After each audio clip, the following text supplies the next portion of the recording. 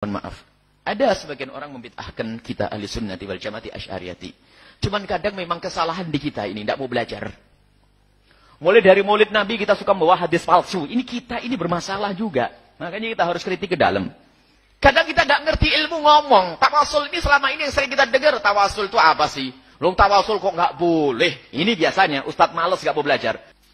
Ada tasawuf yang ngaco, nggak mau sholat, dikit-dikit ketemu Allah.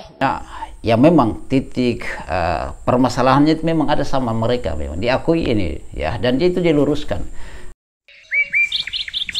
di laut. Ayo.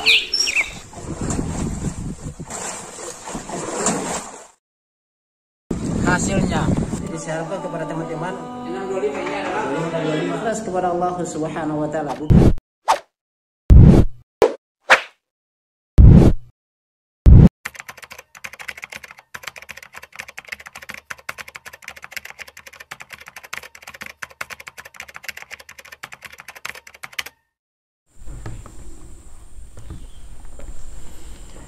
Bismillahirrahmanirrahim. Assalamualaikum warahmatullahi wabarakatuh. Sahabat Lampai Channel yang semoga dirahmati Allah Subhanahu wa taala, kembali lagi dengan kami di Lampai Channel berbagai manfaat. Pada kesempatan kali ini sahabat Lampai Channel, kita akan mendengarkan sebuah ceramah, yaitu dari Buya Yahya ya, kalau saya tidak salah, wallahu alam ya, saya kurang kenal namanya.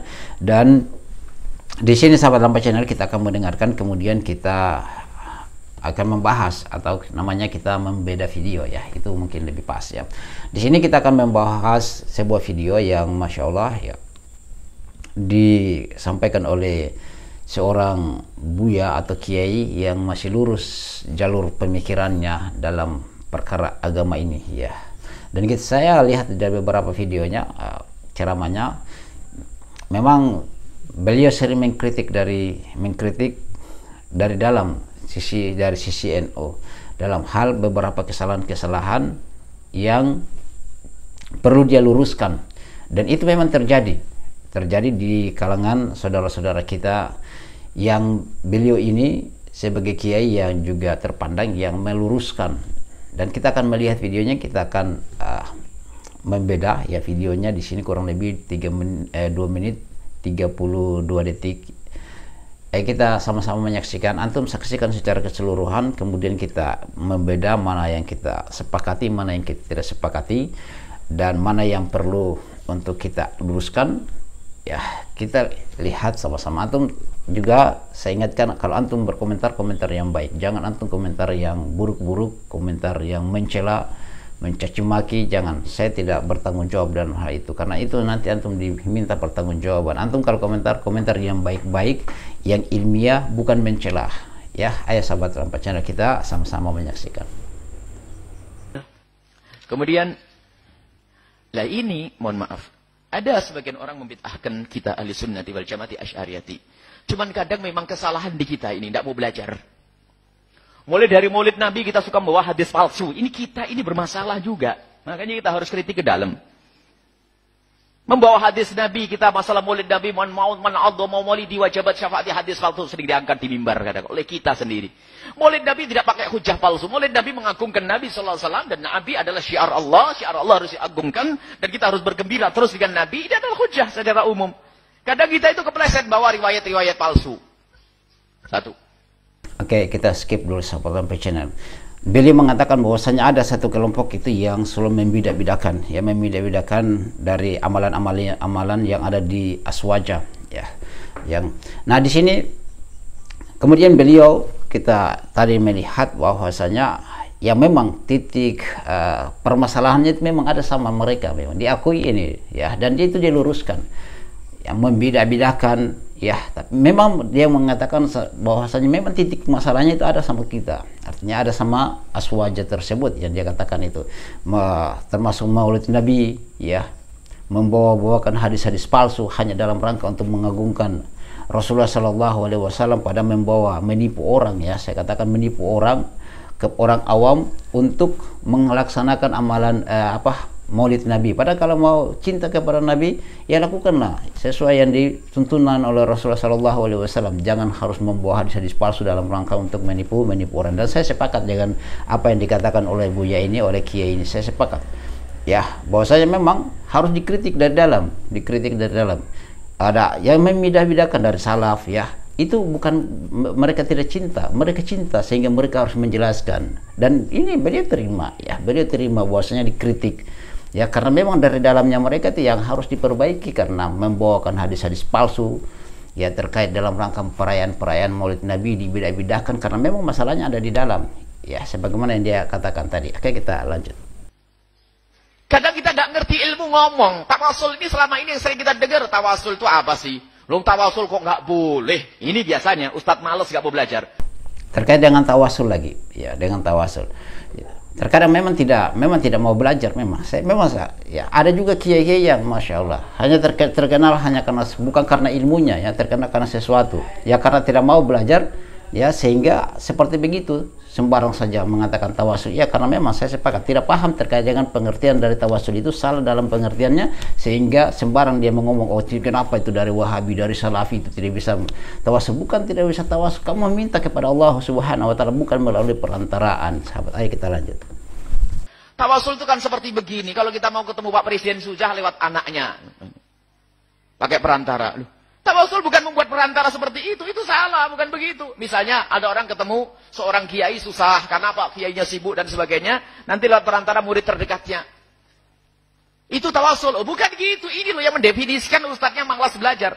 Tawasul tidak begitu, tawasul itu adalah dalam hadis Sayyidina Utsman bin Hunayf. Mintanya kepada Allah, ma inni atawajjah, mintanya kepada Allah, membawa sesuatu yang dicintai oleh Allah, itu tawasul. Oke.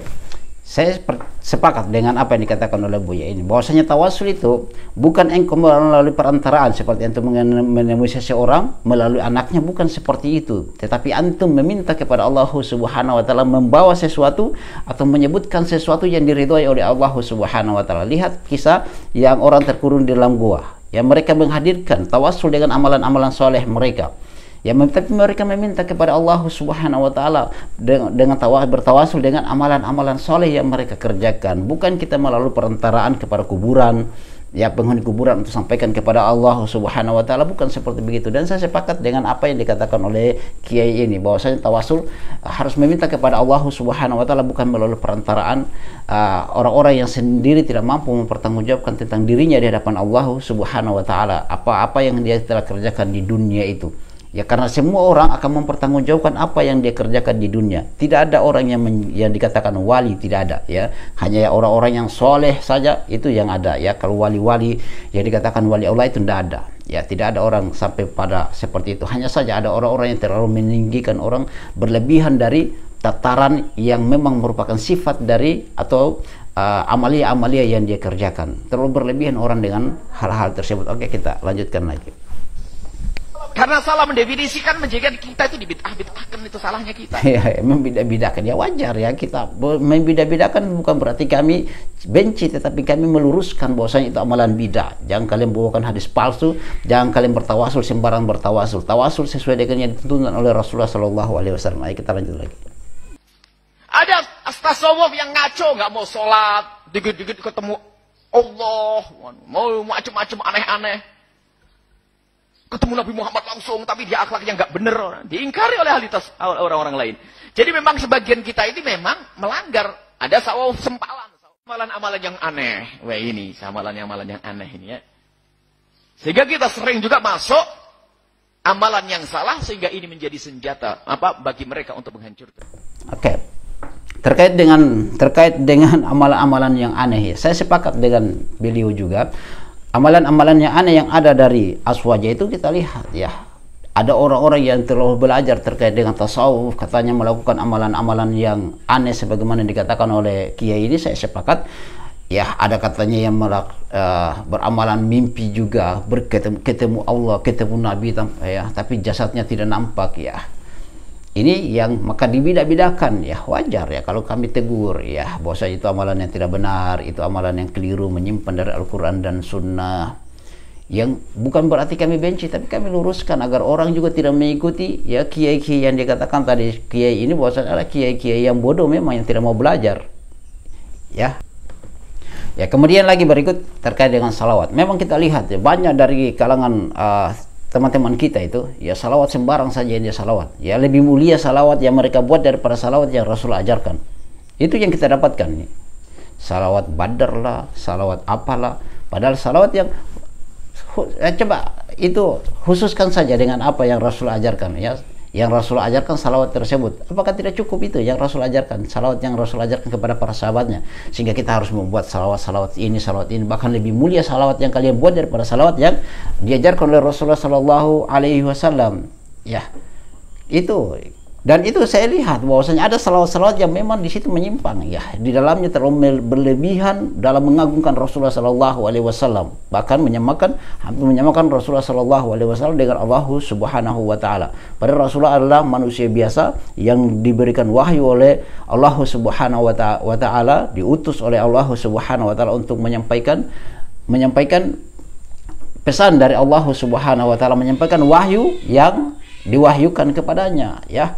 Jangan berlebihan. Maka di sini sahabat Lampa Channel terkait dengan video ini, saya sepakat dengan apa yang dikatakan oleh Buya ini, oleh Kiai ini, bahwasanya ada memang yang perlu diperbaiki di dalamnya. Jangan membawa hadis-hadis palsu di dalam rangka untuk melaksanakan amalan bid'ah, yaitu terkait dengan Maulid Nabi. Kalau kalian cinta kepada Rasulullah Sallallahu Alaihi Wasallam, laksanakan apa yang dia perintahkan, tinggalkan apa yang dilarang. Cukupkan dengan apa yang dia perintahkan, jangan ditambah-tambah lagi amalan-amalan tersebut. Maka wajar kalau kita mengatakan wah itu amalan bid'ah, tidak pernah diajarkan, dan sebagaimana Kiai ini mengatakan ya, memang diserang dari sisi itu, bukan masalah diserang ya, tetapi diluruskan terkait dengan kekurangan-kekurangan yang kesalahan-kesalahan yang keluar dari dalil-dalil. Jangan membawa dalil-dalil palsu dalam rangka untuk mengikat orang. Oh ini Rasulullah, kita meninggikan, mencintai Rasulullah, bukan dengan cara membawa hadis-hadis palsu. Kemudian termasuk juga dengan tawasul yang dia luruskan tadi, meminta kepada Allah melalui perentaraan amalan-amalan yang kita bawa, amalan-amalan soleh kita. Ya Allah, saya punya amalan ini, ya amalan ini, ampunilah saya ya Allah. Ya, itu kita bertawasul bukan melalui perantaraan kuburan ya, untuk sampaikan kepada Allah, karena dia juga orang penghuni kubur itu juga belum tentu dia selamat dari siksaan Allah Subhanahu Wa Taala, karena dia akan dihisab dengan amalan-amalan yang ada di dunia. Ya, itu sahabat Lampa Channel, bagaimana tanggapan antum? Kita diskusi saja di kolom komentar. Antum komentar yang baik-baik, jangan komentar yang jelek. Ya, saya tidak bertanggung jawab dengan apa yang antum komentar jelek-jelek itu. Oke, sahabat Lampa Channel, demikian. Subhanakallahumma bihamdik, asyhadu an la ilaha illa anta, astaghfiruka wa atubu ilaik. Assalamualaikum warahmatullahi wabarakatuh.